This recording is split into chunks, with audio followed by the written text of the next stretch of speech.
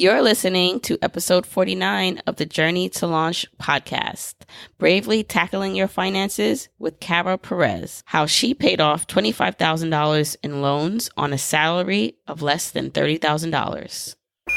T-minus 10 seconds. Welcome to the Journey to Launch podcast with your host, Jamila Souffrant.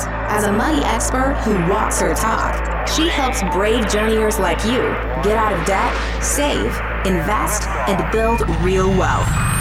Join her on the journey to launch to financial freedom in 5, 4, 3, 2, 1.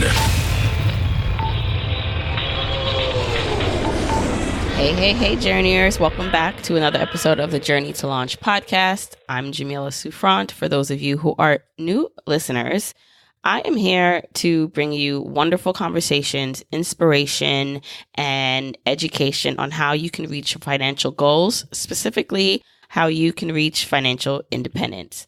Today, I have on someone very special. You know, I always say everyone's very special. I'm always excited about every guest because I really take time to curate who I bring on the podcast to talk to you guys. And I think you'll be happy with this guest too. Her name is Perez from Bravely Go. Kara has a really great, relatable story. So you know how we talk about paying off debt and, getting to your dreams and all these things, right? Well, Kara has a unique story, or maybe I should say a relatable story, in the sense that Kara was able to pay off $25,000 of loans on a salary less than $30,000. And we'll go through exactly how she did that in the episode. That, I think, is relatable to a lot of people who are not high income earners, right? Like, how do you get ahead of your debt? Kara was able to do that. Kara is a freelance writer and founder of Bravely, a financial literacy event company in Austin, Texas. She founded Bravely to create a space where women can come together and build community in the world of finance. And she does an amazing job of just highlighting her story and then relating it to other women. And men, don't worry, you'll get a lot from this too if you stick around and listen. In addition to being able to pay off $25,000 of loans on a $30,000 salary, we are going to talk about just her background in general, why she's so committed in particular to helping women and their finances, and some really cool things like she came up with the 10 financial commandments that all women should live by. And so we'll go through some of those commandments and just evaluating your purchases. Like, how can you do value-based spending in your normal day-to-day life? Plus so much more. Before we hop into this conversation with Kara, just wanted to say, if you are enjoying the podcast, as I usually say, please don't forget to rate, review, and subscribe if you listen to this in Apple Podcast. At the end, I will be reading a review from the Apple Podcast app. Again, it takes a few minutes, and I really appreciate all the reviews. If you don't listen in Apple Podcasts, totally fine. Continue sharing this no matter where you listen with your family and friends. Let's keep this fire going. Spread the word. If you want the episode show notes for this particular episode, you can go to journeytolaunch.com/episode 49. You can also follow me on social media as Journey to Launch on Instagram, Twitter, and Facebook. Come on over and join the Facebook community. If you type in journeytolaunch.com/community, it will redirect you to the Facebook group where you meet a bunch of cool journeyers who are also on the path, and you can connect, ask questions, connect with me some more. It's really amazing. Okay, so let's hop into this conversation with Kara. Hey, journeyers. I'm so excited to have today's guest, Perez, on the podcast. Hi, Kara. Hello. How are you doing? I'm good. Thank you for having me. How are you? Good. And I'm excited to talk to you because your perspective, I believe, is one that a lot of my listeners can relate to, because you paid off a lot of loans and debt on a salary that's not that high, less than $30,000. And the reason why I wanted to have you on, other than to talk about how you did that, and then your just overall background and your expertise in the personal finance field, is just because I feel like a lot of people come from the perspective of you have to make a lot of money, which I do advocate for if you can, but that's not always possible, right? So can you just tell listeners a little bit about who you are and this amazing debt story you have? Yeah, absolutely. When I started in college, that's where my journey really begins. I grew up in a single parent household, and I knew that when I went to college, I was going to have to take out student loans to pay for it. So I did. I took out a little over $25,000. And then I graduated in 2011. I have a degree in English, so no financial background. And it was a terrible job market. No one wanted me and my English degree. And I spent the first 3 years out of college working in the service industry, waiting tables and working in the catering industry. And so you don't make a lot of money as a waitress or as a caterer. I started at $12 an hour as a caterer, and as a waitress, obviously just tips. And I knew that I wanted to pay off my debt from day one of graduation, but I didn't know how. I mean, I moved from the East Coast to Austin, Texas, which is where I'm based. So I saved up some money to do that. And I always paid my minimums and sometimes a little more, $30 towards this loan, an extra $30 to that loan. But I wasn't really seeing a lot of headway. And so when I was 26, I just realized, holy crap, like I have all this debt. I'm not making very much money. I'm living a life I don't actually really want to live. I am not writing. I'm not being creative in any way. I'm not moving forward down a career path. I'm anxious. I'm sad, and I'm broke. So I Googled how to pay off student loans faster and fell into the world of personal finance blogs. I came across a lot of those news articles, you see on MSNBC and CNN. A couple retires early, a couple buys house in cash, a couple pays off $200,000 in debt. It's usually couples. And I was like, okay, yeah, you know what? If these people can do it, I can do it. I found it very inspirational. And then I found blogs like Frugalwoods and Dear Debt and Club Thrifty, and was like, oh yeah, okay, these people are talking about it in a more broken down way. So when I was 26 and doing all this reading online, at the time I was working, like I said, as a caterer for $12 an hour and as a receptionist at an MMA gym for $9 an hour. And I had months where I was only making like $800, $900 a month. So I knew first things first, I had to make more money, but I still was sending out job applications and not getting anywhere. So I picked up a bunch of part-time jobs. So from 2011 to 2016, you graduated in 2011? Yes. Okay, so you had your English degree, but you never did anything with the English degree. You did these jobs, so waitressing and then a secretary at the MMA gym for those 5 years, about on and off. For about 3 years. This is 2014. Oh, 2014. Okay, so you did that for 3 years. And you realized you wanted to make more of a headway in your debt, your student loan debt. Was that your only debt at the time? That was my only debt at the time. I had a little bit of credit card debt my senior year of college because I'd had an internship the summer before that didn't really pay anything. And so I basically lived off my credit card. But I'd paid all of that off. Okay. And so now you realize you're not happy. You don't like this debt. You start Googling resources. You find some. And then you said, okay, I really need to make a change. All right, so let's jump back into your story. Yeah, and I'm definitely a person of extremes. I really like pushing myself, and I really like a challenge. I'm definitely a goal setter. And so once I kind of crystallized, okay, I want to pay off my debt, at the time I had $18,000 left in student loan debt. And in 2014, I made $18,000 all year. So $18,000, it's a number that has significance in my life. But 10 months from Googling how to pay off student loans faster, 10 months after that, I had paid off all of my debt. And I did that from working 5 part-time jobs, often 7 days a week, and being really frugal and shoveling as much money as I could towards my debt. Oh my goodness. So 5 part-time jobs, 7 days a week. Now, were you living on your own at this point, or did you have roommates? I lived in a house with 3 roommates. And so my rent was like $550, $560 a month, depending on electric utilities, stuff like that.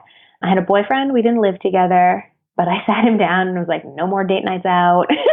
Like, we're about to Netflix and chill hard. And I was just really totally dedicated to it because it was really easy to do. I was at a point that I was really unhappy, and I saw that this was a way to change my life.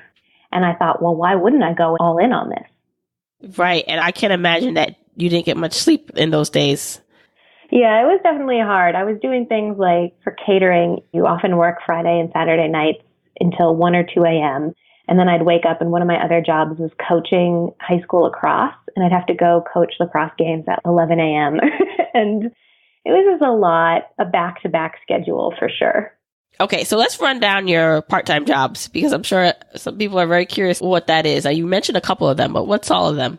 Yeah, so receptionist and caterer, coach, which was also seasonal. I didn't coach all those 10 months. Freelance social media worker for hire, freelance writing as well. But at the time I was making like $10 an article, so it wasn't a ton of money. And then the last job, I worked as a fundraiser for a nonprofit in town part-time. I know you said that you wanted to do something more, you were unhappy, but there are so many people who are unhappy in their current situations, but they wouldn't get up and have 5 jobs and not sleep, right? Like they would say, I need to sleep, or it's not pushing them to this level of action. What made it so different for you that you said, I'm willing to sacrifice sleep, I'm willing to do this work to get out of this debt? I felt real fear. I mean, I was really, really afraid of where my life was headed. I had such high hopes graduating from college. I wanted to be a screenwriter. I wanted to go to Hollywood and write the next Casablanca and win my Oscar. And I was like, oh man, I'm a 26-year-old caterer who's broke, and this is not what I want. And it became very clear to me that no one was going to ride in on a white horse and save me. I needed to save myself. I needed to create change in my own life so that I could live the life I really wanted. And that, like I said, it just kind of crystallized for me. That was enough for me to motivate myself. And you hear people say this, you hit rock bottom, and that's when you can really begin to build yourself up. And that's kind of where I was. I mean, I was really anxious and I was really depressed. And I used to go to therapy. I paid $10 to talk to a therapist once a week and would just sob and be like, I hate myself. I hate my life. And I didn't want to stay there. I wanted to move. So I did everything in my power to move. I find that breaking point, or when you get that fed up, is really the motivating factor, because I listened to an interview recently with this man named John Morrow, I don't know if I'm saying it right. I mean, he's paralyzed everywhere but his face at this point. And he talked about how to make significant changes even when you feel small. And one of them was the fact that the alternative, or what happens if you don't make the changes, is much worse of a fate than the current situation you're in, that you have no choice but to do something different. And I mean, I relate to that too in my current situation of wanting to find financial independence and freedom, because the thought of myself working in corporate America, doing this for the rest of my life, I'd rather put in the sweat, I'd rather put in the work now. That reality that might happen if I don't do the work is frightening to me. So I do believe that a lot of people, once they get to that point where they realize that the alternative of not changing or not doing what needs to be done to get to their goals is just too frightening, it's going to make you act. It's going to make you change something. Yeah, I totally agree. I also think about that quote, if you don't build your dream, someone will hire you to build theirs. And I wasn't at the time thinking, I'm going to start my own business and I'm going to pursue being an entrepreneur. But I knew, again, no one's going to come in and save me. I have to save myself. I have to build my own future. And from that came everything else. Right. So how old were you at this time that you started to aggressively pay down your debt? 26. And I'm 29 now. Okay. So you were 26, aggressively paying down your debt in 10 months. You said you did that, right? Yeah, $18,000 in 10 months. Wow. So if I were to quickly do the math on that, so you really, every additional check you got went straight to student loans. Yes, I lived on a little less than $11,000 that year, and I made just under $33,000. It was like $32,700 or something in part of 2014 and 2015. So it was the summer. It was like June 2014, had my meltdown, had my quarter life crisis. September 2014, started to pay off the debt. And then June 2015, it was like 2 days into June, I was just waiting for my final check to hit the bank account. I paid off my last $2,000 in student loans. So in those 10 months, paid off $18,000. And in the year, January to December of 2015, I guess I made like 32 grand. I could look up my tax returns. No, it's fine. I think some things to note out is that you're living more in a low cost of living area, probably than maybe some people listening, or like me living in New York. And then you were single without kids. So that's obviously helpful. But that doesn't mean that people who are in high cost of living areas or with kids can't take certain things or some things from your story, because it is possible. Now, you mentioned you had roommates, so you house hacked, which obviously helps because housing is like the biggest expense in most people's budget, right? Mm-hmm. Then obviously increasing your income as much as possible helped. Yes, definitely. That was critical. And then you said you were frugal for the most part. So you didn't really spend on things that you didn't need. Yeah. And I, like anywhere that I could be frugal, I was frugal. I remember I had this pair of Forever 21 leggings that ripped along a seam. And I was like, I'm not going to spend $6 to get new leggings. I'm going to sew this hole back up and keep wearing my already kind of crappy Forever 21 leggings. I walked, I biked, I was really, really adamant about keeping our utilities low. Like I would follow around my roommates and like turn off lights. I told everybody in my life too, I was like, this is what I'm trying to do and I need your help and support. And everyone was so awesome. My roommates were totally on board, my friends and family, my boyfriend was great. And so I had a really supportive community, which I think is irreplaceable. Right. That's certainly helpful. Now, did they start also changing their habits once they saw what you were doing? Well, interestingly enough, all three of my roommates did not have any debt of any kind. So they were already a little better off than I was. My boyfriend did and still has some student loan debt, but he didn't change any of his tactics at the time. He has since become more aggressive about his debt payoff.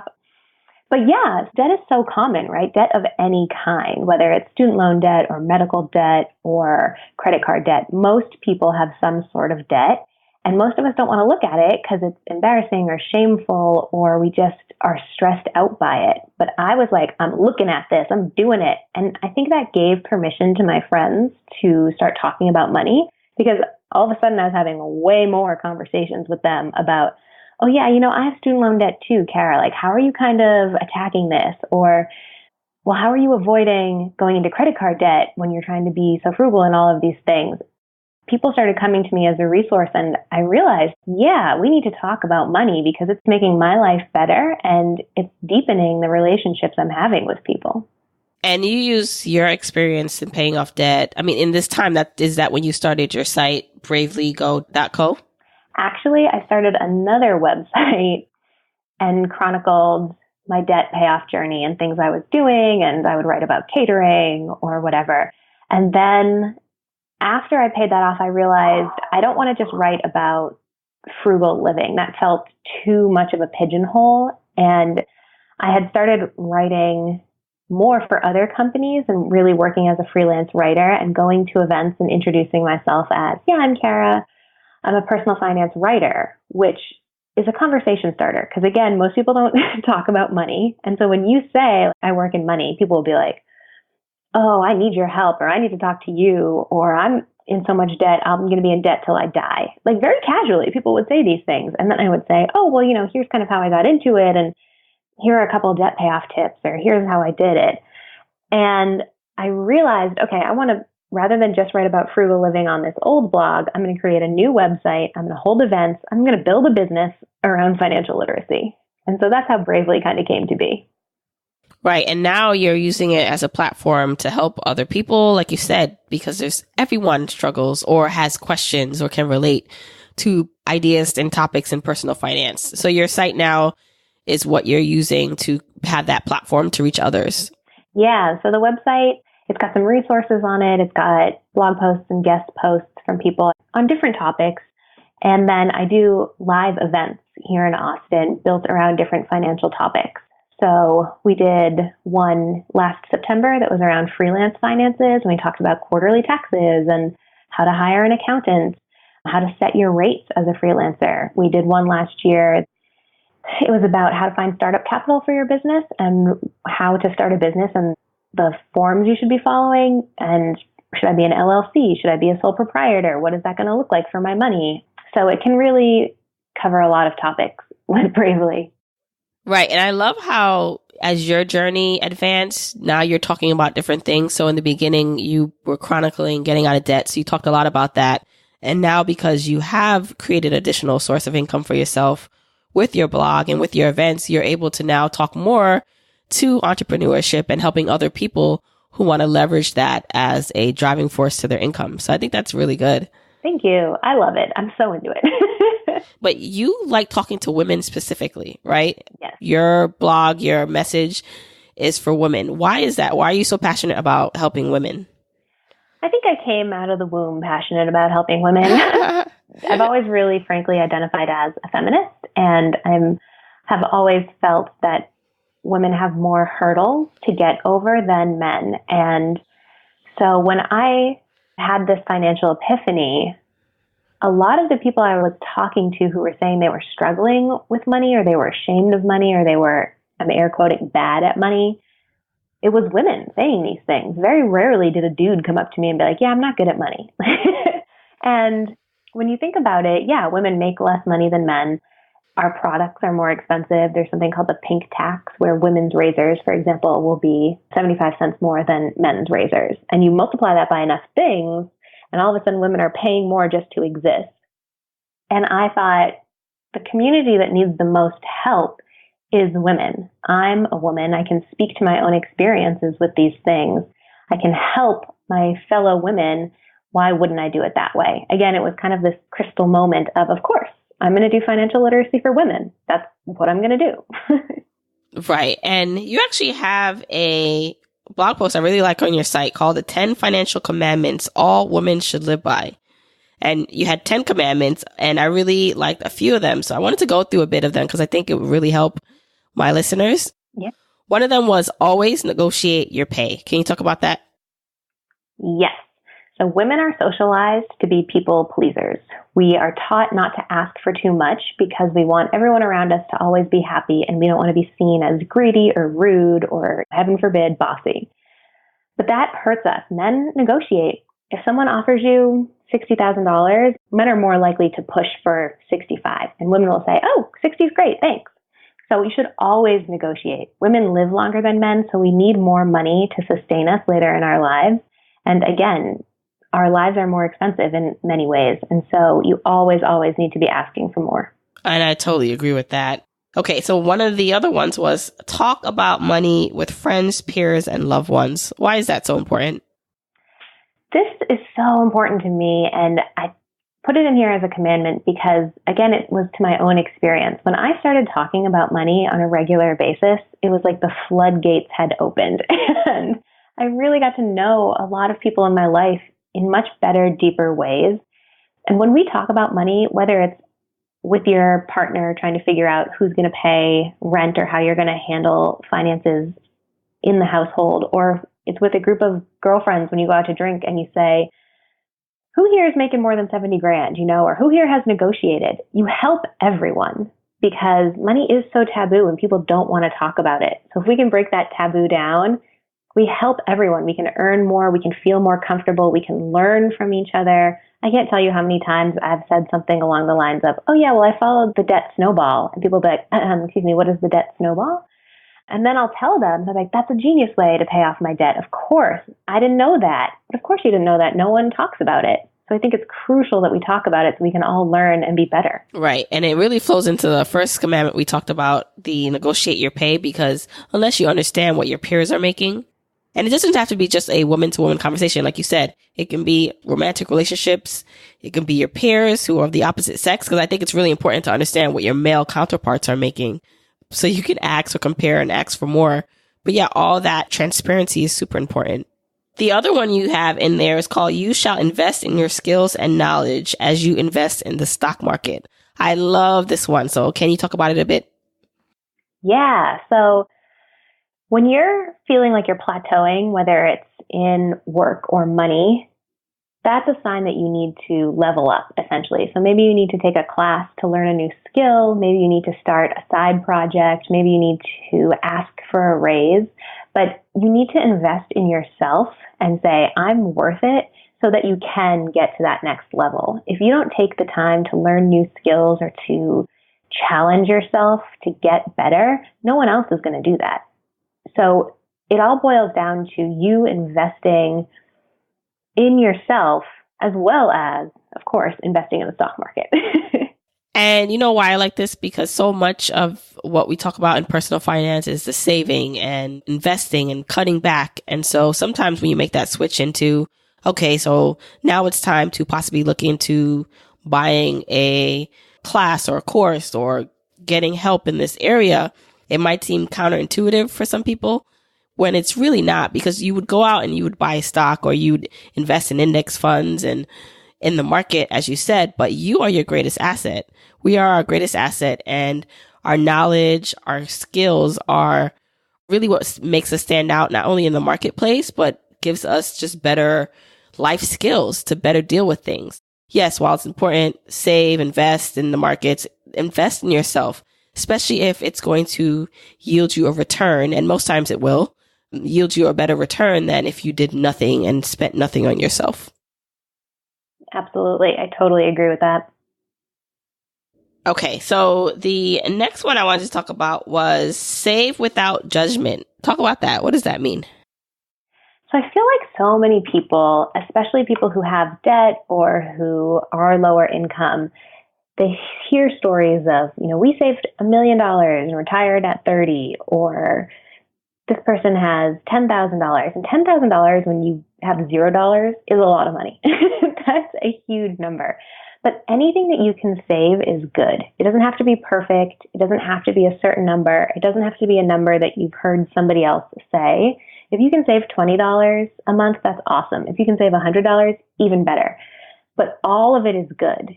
Dave Ramsey says you should have $1,000 as your mini emergency fund. If you have $500 as a mini emergency fund, awesome. That's going to keep you $500 out of credit card debt, So save without judgment. Don't try to mimic somebody else.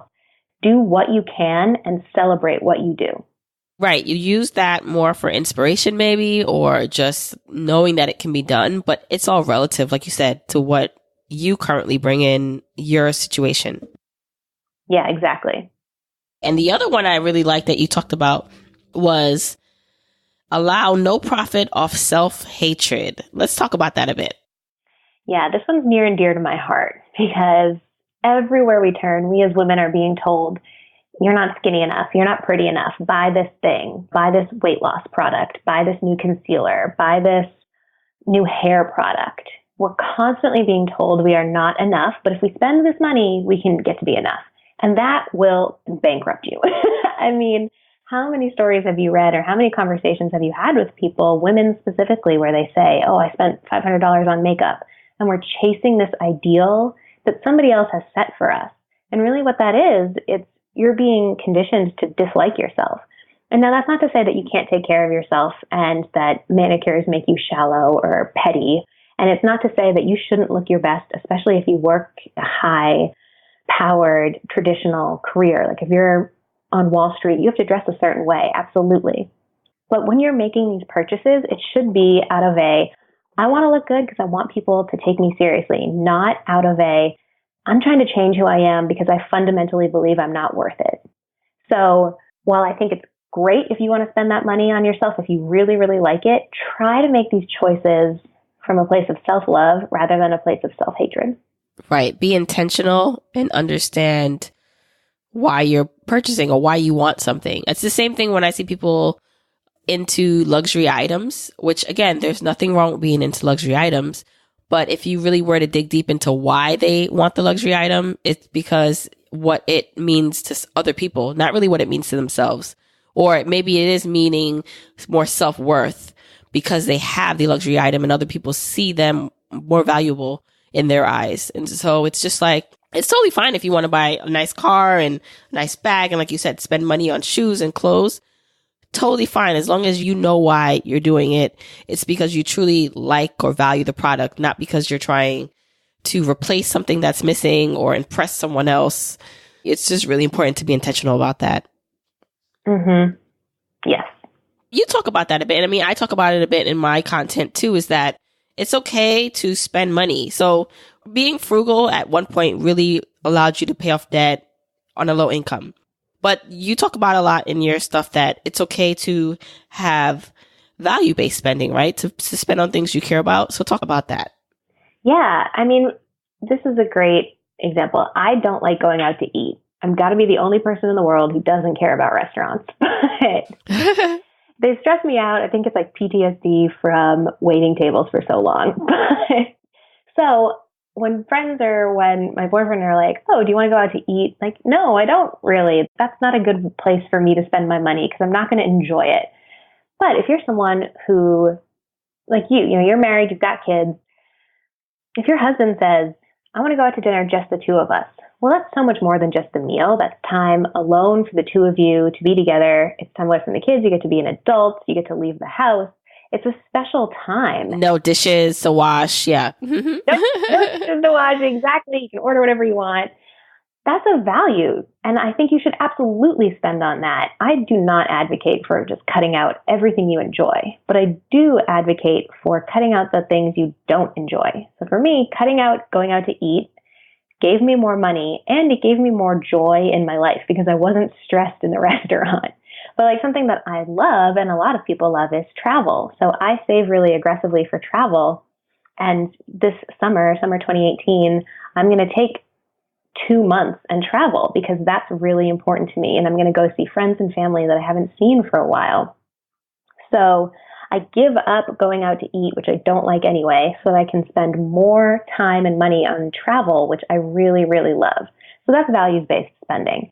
And everyone's values are different. So if you do really value having a killer wardrobe because you love fashion and you love expressing yourself through how you dress, yeah, fill that closet up. That's great. But, maybe you don't have cable and you don't have Netflix because you don't care about watching TV. And so you save in that area. So that's what values-based spending is. Right. And I think what happens for a lot of people is they want every single thing. And they say to themselves, like, why can't I have everything? I want to watch TV. I want to buy nice clothes. I want to drive a nice car. I want to do everything that the world supposedly has to offer.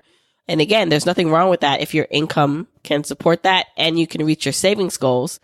But if you're coming up short on saving and investing and you're still in debt, then realistically, you can't have everything. And it's not that one day you might not be able to have more.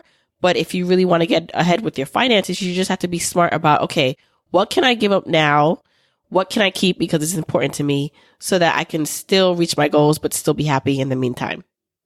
Yeah, absolutely. And something else I like to tell people is you can try giving something up. And if your life really stinks without it, incorporate it back in. But push yourself a little bit. See what it's like to not rely on Uber rides for a month and just drive your own car or bike places. Just see how that feels. And try to say no to something so that you can say yes to something else. I just feel really strongly that you should be playing around with your budget and your numbers. Because if you do want to say yes to debt payoff, for example, well, then, yeah, you're going to have to say no to a few nights out, or you're going to have to say yes to making more money and taking time away from the couch so you can earn more. It's a constant balancing act until you find the lane that feels most comfortable to you.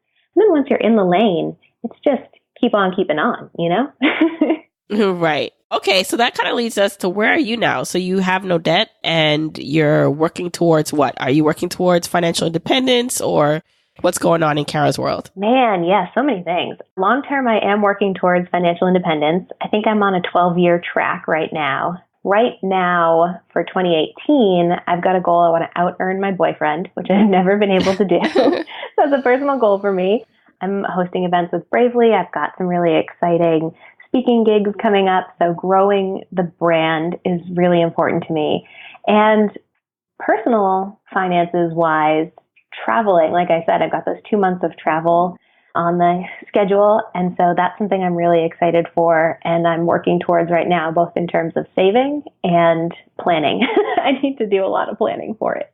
So right now, Bravely Go is your full-time job or just the speaking engagements and things like that? It is, and it isn't my full-time job.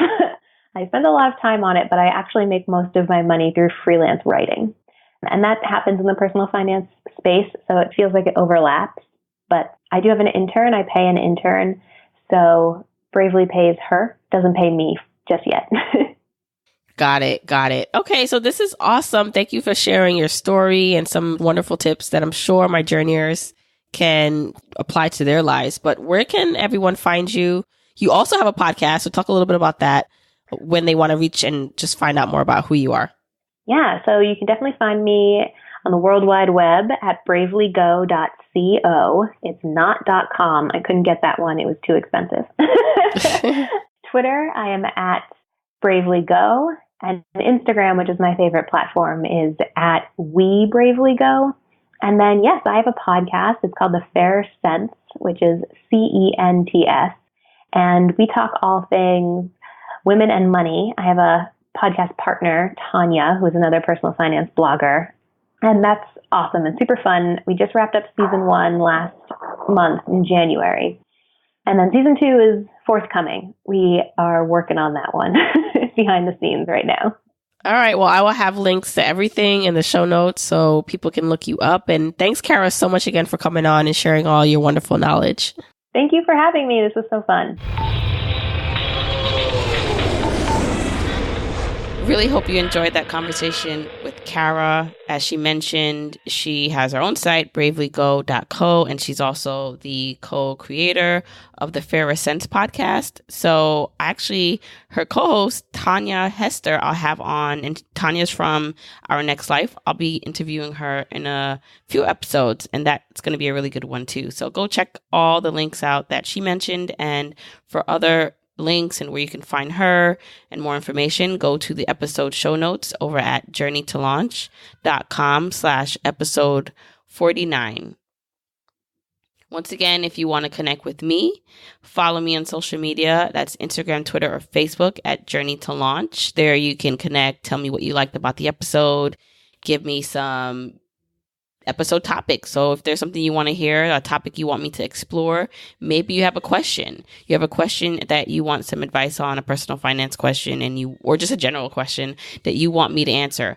I think I'm going to do a Q&A episode pretty soon. So if you want me to answer that, just send an email to jamila@journeytolaunch.com, or you can actually leave me a voicemail. So I actually have a voicemail, if you guys didn't know. You can go to journeytolaunch.com/voicemail.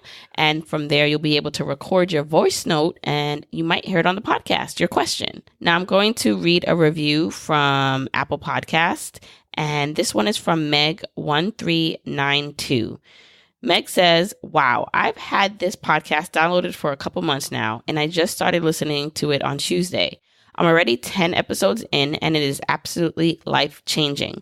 I've never been so motivated to learn all about the different facets of my finances as I'm listening to this podcast. Seriously, a must-listen for anyone and everyone. I've been Googling and learning all week, and I'm excited to keep learning more every week. Thank you for the amazing content. Thanks so much, Meg1392. Really appreciate that. And I really appreciate all of you listeners, all of my journeyers. You make this a success. You drive me to continue to give you great content, great episodes, and there's so much more in store. When I think about how far I've come in less than a year that I launched the podcast, I'm excited because I know there's so much more to go, and I'm improving with every episode. And so I have so much more things, cool things in store for you guys, and I can't wait for it. One of the things that I've been talking about is my membership program, which I've been working on. And I must admit, so I had my baby, I had Blake the beginning of May, and it's really only been like 5 weeks since he's been here, and I've really been taking it easy. I've been trying to take it easy. And so I've been working, but this membership is really, really like something I'm so excited about because I really do feel like it's going to be such a benefit to the community because I get asked so many questions for more content, for deep dives into certain topics and connection more with me. And I know that this will answer and solve some of those questions and problems. Like it will really, really just bring us together in a community-based fashion, learning together. You'll be learning and getting expert interviews and expert topics and just deep dive classes on whatever subjects that you're interested in. So stay tuned for more membership information if you want to get on the list so you don't miss when the membership opens. Go to journeytolaunch.com/membership. And until then, until the next time we speak, which is next week, Wednesday, keep on journeying, journeyers. Bye.